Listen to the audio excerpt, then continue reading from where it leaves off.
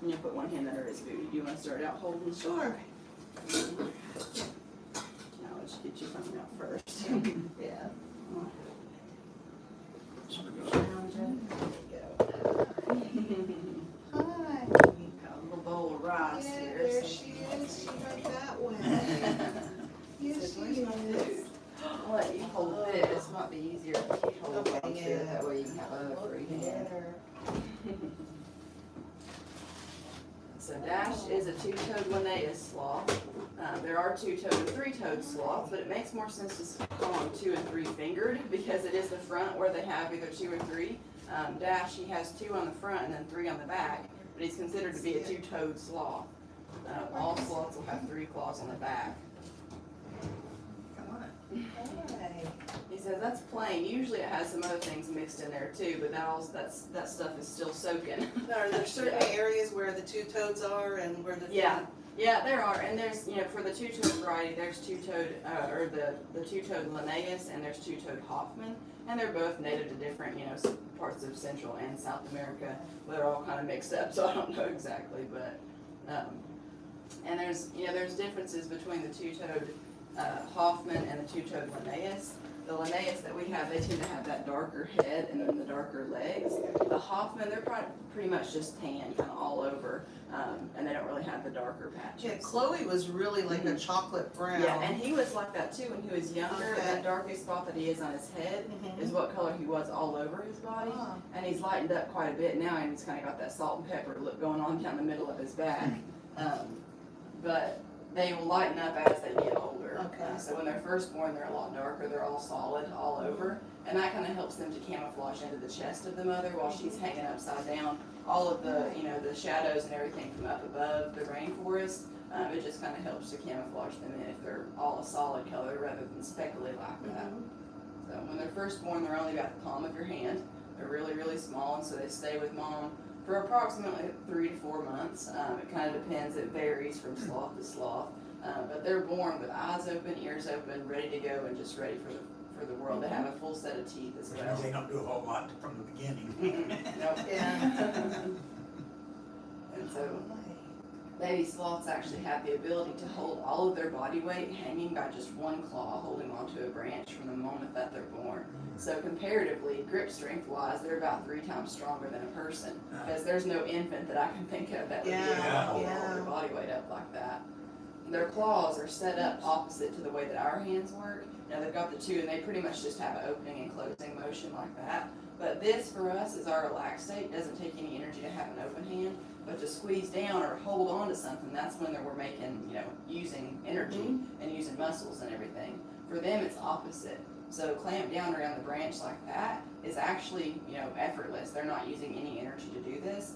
But to open up that claw and straighten it out and let go of the branch, that's when they're using muscles and tendons and ligaments in the back of their forearm. So that way they can hang and sleep and not have to. Yeah. So it works out really well for So them. They're just soft. designed to be upside down animals. Yeah. And they just go to the ground like once a week to go to the bathroom? Yep, when they go to the bathroom, they'll go down all the way to the floor. Yeah.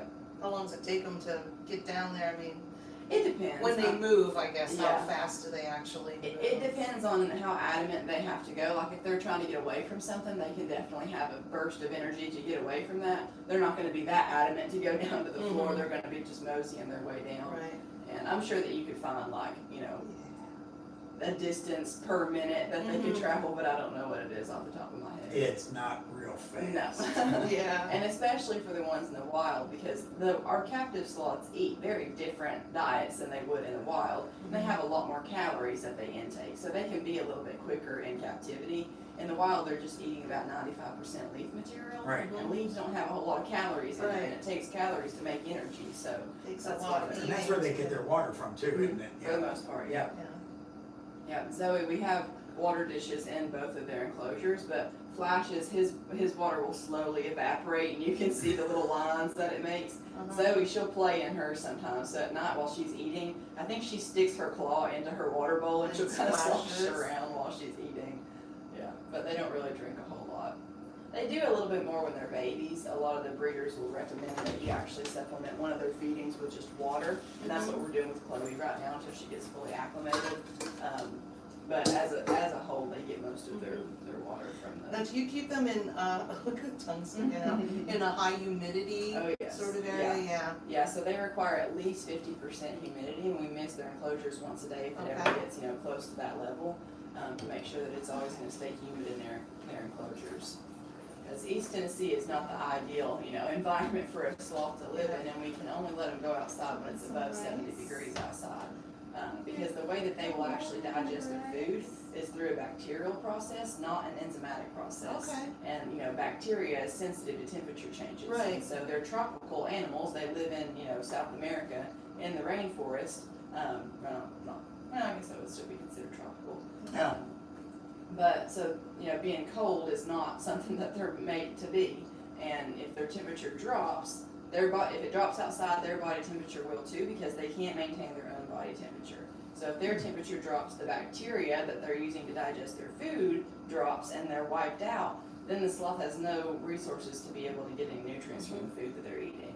So in the wild, temperatures are always fluctuating, even though it's pretty hot and humid for the most part in the rainforest. Sometimes depending on the season that it is, and overnight the temperatures can drop as low as 60 degrees. And that's no bueno for a sloth. So in the wild, they have a symbiotic relationship with moths that live on their backs that will supply them the bacteria that they're using to digest their food. So if the temperature ever drops, they're constantly, they'll groom themselves similarly to a cat, and they'll lick up some of the waste of those moths, and that's where they get the bacteria from that they're using. Yeah. But in captivity, you can see he doesn't have any of those moths on him. So it's really important that we always maintain the warm environment, because if it drops, their body temperature drops, that bacteria is deteriorated. We don't have any moths to get it back up. He is slouchy. I can see his spine. Yeah. I'm really holding him up. Yeah. Yes. Yep. Yeah. So what are you waiting to get soft in putting the food? So we mix in a high quality dog food that's been soaked in water, and then we'll mix it in, and that's where they get their protein from. Okay. The babies stay on the majority of their diet will be that rice mixture with the dog food, and actually shaved up sweet potatoes in it as well. And so the older ones, they'll eat like an entire wedge of a sweet potato, but the babies are their teeth aren't quite big enough to be able to do that yet. So we shave it up and put it in there. And they'll stay on that mixture, mainly for the first 2 years of their life, and then we slowly transition them over onto eating more stick veggies, like the sticks of sweet potatoes, sticks of zucchini and squash and stuff like that. When we fed, that was in that enclosure. That was in Arizona Yeah. at the zoo. Yeah. Mhm. He finally crawled down to us, and we had all the It was carrots. Yeah. Carrot sticks. Yeah. I don't know why I still have this door closed. We're waiting on Flash to come down. Hey, bud. Sorry I closed you up in there. You can come down anytime you want to. Usually he loves that rice mixture. That's not a big part of his diet. It's more like a treat for him, because he gets all of the balanced diet from all of the other, foods that we feed him. It's just got extra protein in it, which isn't going to hurt him. It's just going to pee out the excess. And so he loves that rice mixture, but it's not got all the good stuff in it. And so I've been trying to blow it up towards him, because they have an excellent sense of smell. So a lot of times if he's being kind of slower and just kind of, chilling by himself up there, not really wanting to come down, I'll take some of that rice and just start to blow it up towards him. And he'll be like, oh, well, actually, I kind of might want to come down.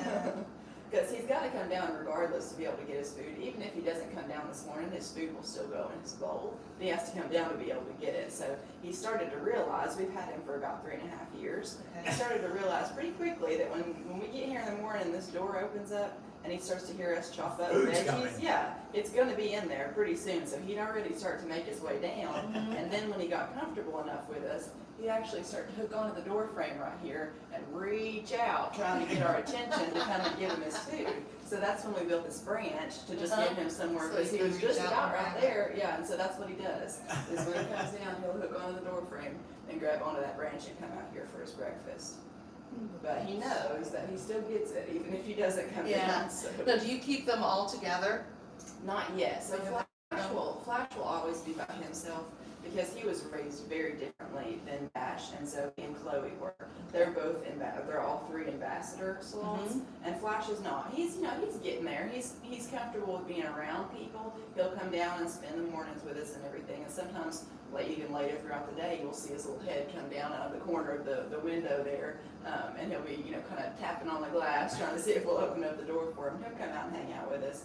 But Flash has never been held, and he will never be held unless he's the one to come on to us.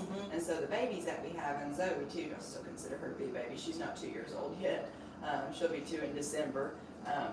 But they're used to being held, and they have had that conditioning from a really young age. By the time they were about a week old was when that conditioning started, and of course it started out very slowly. Everything with a sloth has to be slow.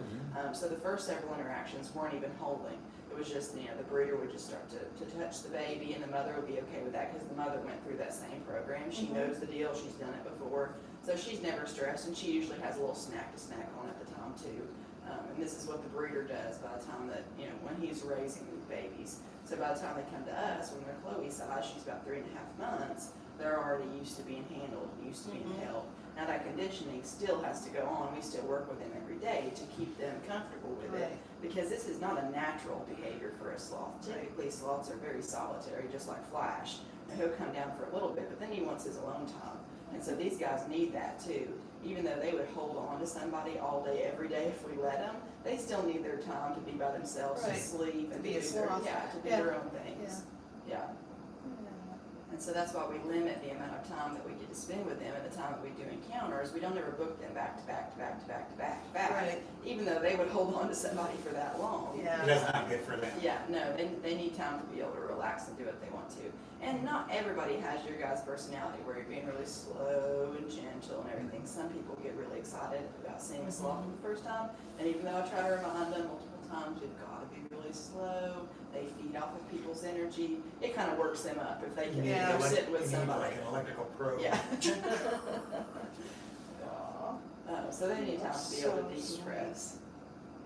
So, from a breeder, how much does a sloth cost? It depends. It depends on the type of breeder and how long they've been doing it. If the guy that we've been doing it, get our sloths from, has been doing it for over 35 years, and he's a veterinarian. So what started his program was he was trying to rehabilitate multiple sloths that had been injured, and the ones that could not be rehabilitated needed to stay in captivity, and eventually was what started his breeding program. So he has done it the right way.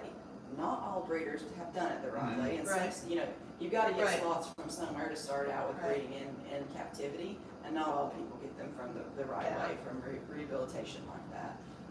And so it depends. It depends on what the people's morals are. Like, to be able to get Zoe, our first ambassador sloth, we had to have owned Flash for at least 2 years before he would even consider giving us one of his sloths where you could actually hold and handle it. So to prove that you're taking care of them, that they're in the right conditions, that they're not. Yeah, we went through an entire interview process of him just asking us what our everyday care was of Flash, why we wanted to get another sloth, why we wanted to get a holding sloth, what was our, what was our plan with that and everything, so that he knew that the sloths were going to the right home. But now there are some states that you don't have to have the same licenses as we do to own a sloth.